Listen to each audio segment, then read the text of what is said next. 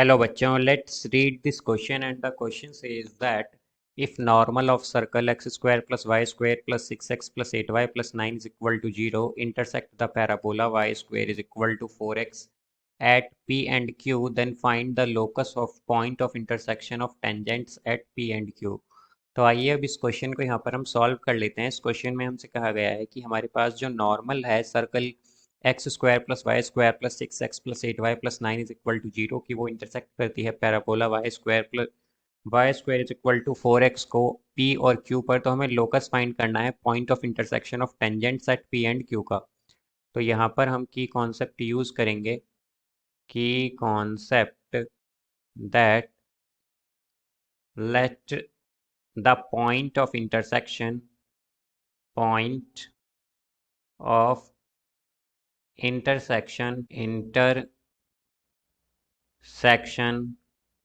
of tangents P and Q be R H, K।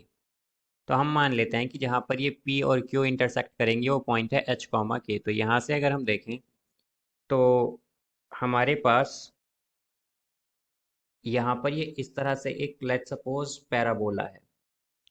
अब इसमें हमसे क्या कहा गया है कि हमारे पास जो नॉर्मल ऑफ सर्कल है वो इंटरसेक्ट करती है parabola y square is equal to 4x को। तो ये पैराबोला क्या है हमारे पास, ये है y square is equal to 4x है यहाँ पर। तो बेसिकली यहाँ पर ये इसे इस तरह से इंटरसेक्ट करेगी।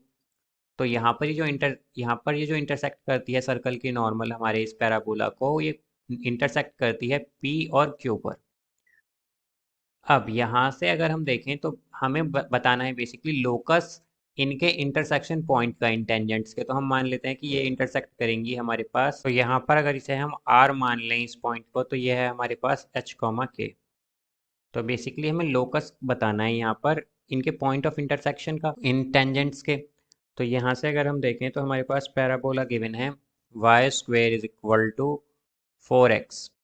तो यहाँ पर अगर हम देखें तो ये जो हमारे पास पी क्यू है बेसिकली ये जो कॉर्ड है या हम, तो इसकी इक्वेशन क्या होगी, इसकी इक्वेशन होगी t इज इक्वल टू 0। तो ये आ जाएगा यहाँ से y1 is equal to 2x plus x1, ये इसकी इक्वेशन होगी यहाँ से। तो यहाँ पर अगर हम देखें तो हमारे पास अगर हम y1 की जगह k पुट कर दें और x1 की जगह h पुट कर दें तो क्या आएगा, ये आ जाएगा ky is equal to 2x plus h।